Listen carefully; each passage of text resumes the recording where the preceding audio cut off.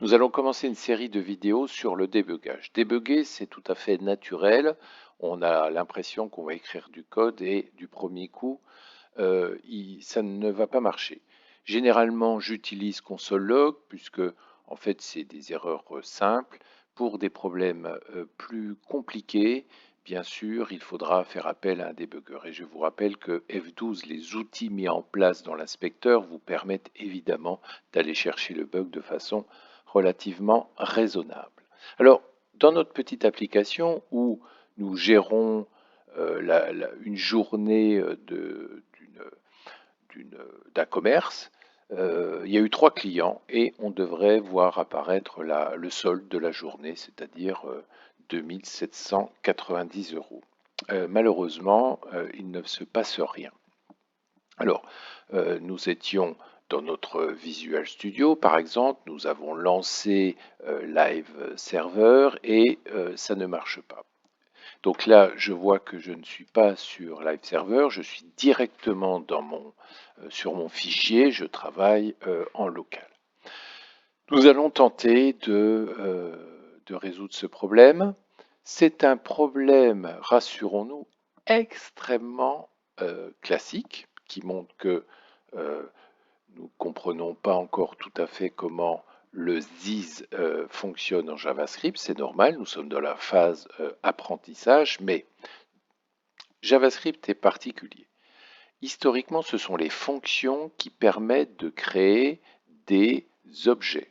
Autrement dit, une fonction a son this propre. Et lorsqu'une fonction appelle une fonction, il n'y a pas passage du this. Chaque fonction a son propre this. Bilan, il faut lier, dans certains cas, les deux this des deux fonctions si vous voulez travailler sur le même this. Voilà, c'est extrêmement simple. C'est un problème très classique et donc très rapidement, on arrive à localiser. Ah, bien sûr, c'est encore ce this qui me joue des tours. Donc, c'est ce qu'on va essayer de résoudre rapidement. Je ne suis pas là pour résoudre ce bug, je suis là pour vous montrer en fait la manipulation des débuggers côté navigateur pour l'instant et côté Visual Studio avec Chrome sans quitter votre éditeur. Alors vous allez voir qu'on peut, et c'est ça qui est génial, ne pas quitter votre navigateur. Vous savez qu'on peut changer le HTML, le style, et là on va essayer directement de modifier notre code et de le sauvegarder. C'est-à-dire que si on a notre éditeur qui est par exemple en train de modifier votre fichier, j'aimerais travailler maintenant uniquement avec le débugger de Chrome et que si je trouve la solution, elle soit répercutée évidemment dans mon fichier qui est ouvert dans Visual Studio. Ça, c'est absolument génial. Alors, ce n'est pas une nouveauté, je l'utilise depuis au moins 5 années, mais je me rappelle la conférence où le spécialiste de Chrome était venu faire cette démonstration et que ça avait été applaudi puisque c'était absolument génial. Mais rendez-vous la force hein, de votre navigateur, on va pouvoir ne se servir que d'un seul outil, c'est ça qui est important. Alors, vous connaissez évidemment, puisqu'on a fait du HTML et du CSS, il faut lancer notre inspecteur. Et le voici. Alors, dans l'inspecteur, nous avons les éléments, le CSS à droite, et là, on fait du JavaScript, disons. Donc, c'est plutôt plus ce code-là qui m'intéresse. Alors, je peux toujours regarder le code JavaScript, faire bouton de droite et aller à la source, et je vois effectivement il y a un problème avec le this. D'ailleurs, comment je vois qu'il y a un problème avec le this? On me dit que somme ne peut pas être lancé puisque je ne comprends pas. This n'est pas défini là.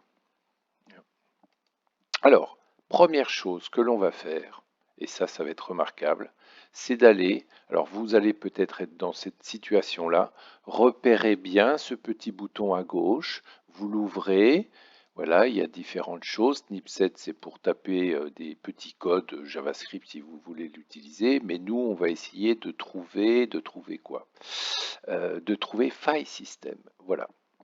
Et ce que je vais vous proposer, c'est de laisser la possibilité à Chrome d'aller chercher votre espace de travail puisqu'on est en local et donc de laisser la porte ouverte à Chrome pour modifier vos fichiers. Autrement dit, on va avoir un éditeur. Il ne faudra pas oublier de sauvegarder. Par contre, n'attendez pas de Chrome d'avoir la puissance d'un éditeur comme Visual Studio. Alors pour ce faire, vous allez faire bouton de droite et vous allez dire je vais ouvrir une directory pour pouvoir travailler dessus. Vous ouvrez, vous irez chercher dans, par exemple, moi j'ai mis dans le bureau, sujet d'examen, voilà, mon fichier, ma directory contenant mes fichiers c'est case, je le sélectionne, voilà, tout simplement, et il me dit des choses un peu bizarres, mais surtout regardez bien, c'est un peu comme la géolocalisation. Si vous n'êtes pas d'accord, on ne peut pas vous géolocaliser normalement. Donc vous bloquez le navigateur à dire je vais donner l'information. Et là c'est pareil. Imaginez, je fais court, quelqu'un qui dirait tiens, je vais donner l'autorisation quand vous serez chez moi de regarder un petit peu vos fichiers. Donc là on confirme. Donc n'oubliez pas d'autoriser l'accès complet à votre directory par Chrome. Donc je fais OK. Voilà, alors je vois des petits boutons et maintenant normalement je suis comme dans un éditeur, je suis en train de pouvoir modifier le code. OK, donc le HTML. Eh bien, vous voulez une démonstration sur le HTML? Pour l'instant, il n'y a rien puisque mon JavaScript n'arrive pas à afficher. Mais si je fais quoi? Si j'écris une couillonnade. Alors, vous vous rappelez, dans un éditeur classique, il y a le fameux Helmet H1 tabula. Ah zut, ça marche pas. Évidemment, toutes les possibilités données par vos éditeurs n'existent pas là, puisque je suis juste en train de débugger. Je ne suis pas là pour faire de l'édition de code. Binding do this, je ne sais pas pourquoi je vous écris ça, mais en fait parce que, évidemment, c'est la solution à notre problème. Alors, bah, ça marche pas, tiens. Normalement, il y a répercussion ici. Alors pourquoi ça marche pas? Bah, regardez, c'est comme dans un éditeur, il y a cette petite étoile qui vous dit tu es en train de taper, moi j'ai pas sauvegardé. Ah zut! Bien sûr, CTRL S pour sauvegarder et normalement, si vous relancez votre éditeur, c'est-à-dire que vous relancez la F5 Chrome, c'est pris en compte. Ok, c'est super. Si vous étiez avec votre Visual Studio ou n'importe quel autre éditeur, vous auriez évidemment cette répercussion dans votre fichier, donc c'est tout à fait remarquable. Je vire ça, je supprime ce HTML puisqu'il ne me concerne pas, CTRL S, et je vais directement me rendre dans mon code JavaScript qui me pose problème. Voilà. Alors là, vous êtes devant, vous connaissez mon expression, une bête de course. C'est votre ami. Il y a des choses tout à fait remarquables à découvrir. Pour l'instant, mon code JavaScript, pardon, il y a peu de code. Et surtout, c'est un problème dans une fonction. Il ne se passe rien de généralement compliqué à capter, c'est-à-dire trouver le bug, pourquoi il n'y a pas d'événement. Mais imaginez que tout se passe bien, mais c'est quand vous cliquez sur un bouton, il y a quelque chose qui ne va pas. Alors ce quelque chose qui ne va pas, j'en ai aucune idée. Par contre, je localise mon problème au niveau du clic-bouton. Et bien, clic-bouton, vous savez que c'est un événement. Clic-souris, ou j'ai un autre problème quand je scrolle. En scrollant, il n'y a pas les choses que j'aurais voulu faire arriver. Regardez la possibilité que vous donne évidemment votre débugger, Event Listener. Vous allez être capable de mettre des listeners sur vos clics, sur ce que vous voulez. J'ouvre cet onglet, regardez même sur les animations. Les fameuses animations frame, etc. Canva, vous savez, un truc incroyable qui vous permet de lancer maintenant des jeux pour le graphisme, etc. Et je vous avais parlé de, oh là là, le nombre d'événements qu'il y a dans votre... On ne les soupçonne pas. Voilà, vous cliquez ici, par exemple. Et ça veut dire qu'en relançant, lorsque vous allez cliquer quelque part dans votre fichier, ça va lancer évidemment un événement. Le débugger va dire « Ouh, Monsieur Dupont veut une photo de ce qui se passe lorsque je clique ». Vous observez la photo à la recherche, si c'est possible, de votre bug. Si c'est pas là, il faudra aller voir un peu plus loin. Voilà les possibilités énormes.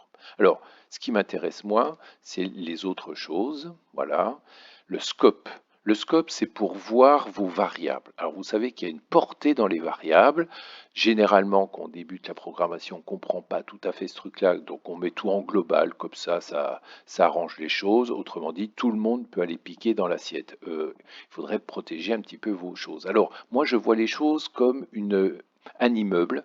Eh ben, on est tous d'accord que lorsque vous êtes dans votre appartement, vous ne pouvez pas voir le voisin, et tant mieux pour vous, parce que lui-même ne peut pas vous voir. Par contre, vous pouvez peut-être regarder par la fenêtre pour voir des choses à l'extérieur. Donc, ces fameuses variables globales. Donc, il y a des portées. C'est très compliqué la mise en place des portées à l'intérieur du langage. Pourquoi? C'est ce qu'on appelle une chaîne de portées, puisque une fonction appelle une fonction qui appelle une fonction, et là se créent des chaînes de portées. Et c'est pour ça que dans le scope, vous allez voir, il y a une portée locale, ce que vous avez par exemple dans une pièce de votre appartement. Vous voyez par exemple vos CD, mais vous savez aussi qu'il y a des CD dans votre appartement et non plus dans votre chambre. Et à l'extérieur, il y a évidemment tous les magasins, etc., etc. Et donc, ces portées-là, quand vous cherchez un titre, eh ben, vous allez peut-être vous balader dans cette chaîne de portées. Ça s'appelle scope. Call stack, c'est pour vous dire l'empilement des fonctions. Alors, je ne vous parle pas quand vous avez un problème de bug au niveau des fonctions récursives. Elles vont être empilées ici, et c'est très très pratique de savoir qui appelle qui et de localiser le bug. Et alors, chose géniale, ça c'est dans tous les débuggers, dites voir, j'ai l'impression que cette variable, elle décoconne un moment. Décoconne, c'est une expression du Sud. Autrement dit, je vais carrément écrire Ziz. Donc, regardez, ça s'écrit ici. Je voudrais inspecter Ziz, parce que franchement, ça n'a pas l'air d'aller. Par contre, j'ai l'impression que tableau, voilà, tableau ou qu'est-ce qu'il y a d'autre là? Éléments. Vous voyez ici, il y a éléments. Pourquoi pas? On pourrait avoir un problème sur éléments, donc il suffirait de dire dit. Il y a tellement de variables à regarder. Moi, je vais faire un zoom sur ces valeurs-là et donc sur éléments. Voilà. OK? Alors, fonction élément, oula, ça c'est une fonction, ça me paraît très très bizarre. Hein. C'est pas tout à fait ce que je voulais. Donc, si j'y arrive pas, je laisse les choses comme ça. Mais en tout cas, je vais juste regarder ça. Voilà, hop.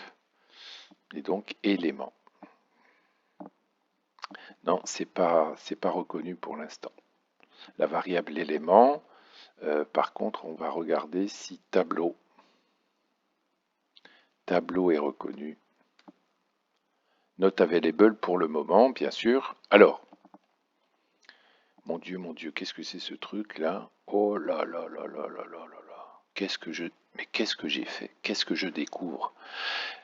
Windows, c'est en fait votre espace de travail. Vous avez vu le scroll que j'ai fait? C'est un objet monumental. Donc, lorsqu'on fait du JavaScript, souvent on vous dit ne mettez pas des variables globales. Pourquoi? Elles vont être dans Windows, qui est déjà assez gros. On vient de voir, c'est un énorme zouzou. Voilà.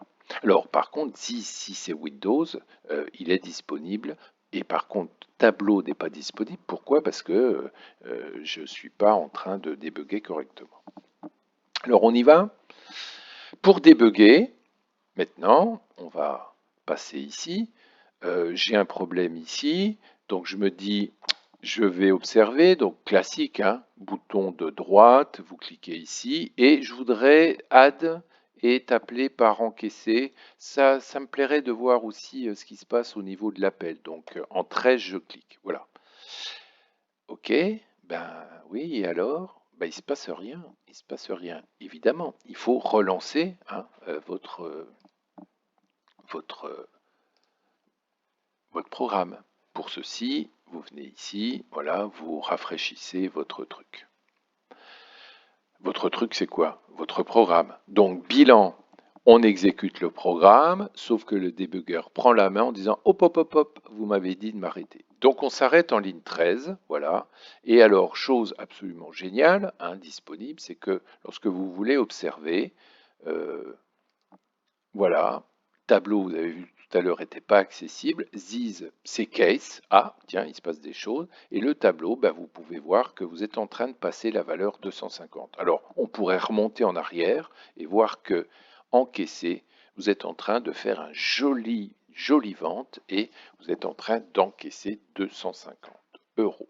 Bilan, encaissé, ça peut être un client qui fait des folies, et 240 et 200 sprout et 200 prout. Autrement dit, vous allez transformer vos variables ici en un tableau grâce au getter qui rassemble les paramètres dans un tableau et ce qu'on a fait évidemment, parce qu'on a étudié le code avant de le débugger, tableau, bah, vous allez faire pour chaque élément du tableau, je les ajoute hein, dans ma somme. Voilà, ici.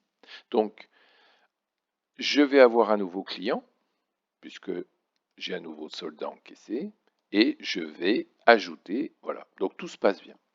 Le ZIS pour l'instant, c'est qui? Là, eh ben, il suffit que je regarde, c'est mon instance, c'est-à-dire mon solde là, hein, c'est ma journée de travail. Pour l'instant, j'ai pas de client et pas de somme, bah, tout a l'air de bien se passer, hein. Voilà. Donc Ziz, je peux regarder ici, il y a peut-être une difficulté là. Donc pour l'instant, ça c'est disponible, et ça c'est disponible. Bah tout va bien. Le Ziz, c'est bien ma journée de travail. Donc quand je vais appeler for each, je vais avoir à disposition de add élément, voilà, et mon Ziz qui est mon outil de travail. Voilà. OK? Et je vois bien que somme là, c'est bien ce que je veux, c'est mon instance. Eh ben, pourquoi ça marche pas? Alors, ça c'est l'appel. Lançons l'exécution. Donc là, vous allez appeler un pas. Donc ça y est, on est dans cette ligne-là. Donc élément super 250. Donc tableau n'est plus disponible. Est-ce que vous comprenez? Localement, tout à l'heure, c'était disponible parce que c'est un paramètre d'une fonction locale, mais à l'extérieur, c'est pas disponible. Ça, ok, j'ai compris. Élément, j'ai passé la valeur 250. Quand je me mets dessus, super, il me dit 250. Mais alors, this, undefine. Oh là là là là. Et là, il me dit, c'est undefine. C'est undefine. Alors, rassurez-vous, c'est un problème très classique. Hein. Si on lit ça, etc., c'est pour vous expliquer que, attention, il faut évidemment maîtriser le cours de JavaScript avec ce passage d'USIS. Et que une des façons de résoudre le problème, c'est de passer à la fonction qui va être exécutée sur chaque élément du tableau, c'est-à-dire par le for each.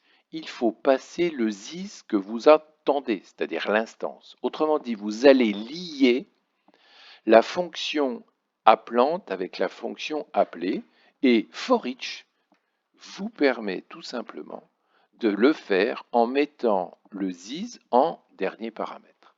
Alors je ne sais pas si on va avoir l'occasion de faire for each. JS. Voilà, on peut se tromper, on arrive là, Mozilla, blablabla, blablabla. Bah, for each, il n'y a pas. Hein. Oh ah zut. Alors, depuis qu'on fait du for each, on a toujours évidemment utilisé le callback, c'est-à-dire voilà ma fonction qui est appelée sur chaque élément du tableau. Et cette fonction a, vous savez, 3 arguments, la valeur, l'index et le tableau sur lequel vous travaillez, mais for each peut passer au callback une valeur ici qui sera dans le callback le fameux is. Ah, il fallait lire un peu plus la doc. Ok, donc je reviens ici. Donc c'est ce que je suis en train de faire. Je vois que dans ma fonction, qui est ma méthode add, j'ai besoin du this ici, qui est là. Donc il faut que je lui passe ça. Ok. Alors, on va corriger tout simplement en faisant ça. Je relance mon débugger et là, je vais jusqu'au bout. Voilà.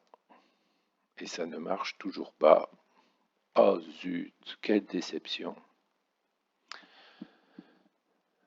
Classique, hein? Regardez, il y a une petite étoile. On a oublié tout simplement d'enregistrer notre fichier là. Donc ça, c'était pas pris en compte. Ouf! Alors, problème classique. Donc CTRL S, donc là j'ai mémorisé. D'après ce que j'ai fait ici, il y a un lien entre ma modif dans Chrome et mon éditeur et donc mon fichier. Et donc là j'ai dû modifier correctement mon fichier JavaScript. Et d'ailleurs, je ne vous montre pas la source, mais c'est celle-ci. Je relance les choses. Alors je peux même ôter là. Ça serait bien d'ôter le débugger. Alors en double-cliquant, etc. Mais vous avez vu souvent bouton de droite, Remove Breakpoint, bouton de droite, Remove Breakpoint. Là, on a énormément de choses parce qu'on a été très vite pour trouver la solution. Des fois, on note pas les remove, les breakpoints parce que notre recherche du bug n'est pas terminée, hein. Alors, on relance et là, bingo! Voilà, ça a marché. On a lié le ZIS, qui était ici l'instance de notre classe, à ce ZIS-là, parce que le for each est une fonction qui appelle une autre fonction, et donc qui a perte du ZIS. Voilà l'explication un peu euh, rapide de comment on utilise le débugger, comment on utilise l'espace de travail et comment on met en place un certain nombre de points d'arrêt.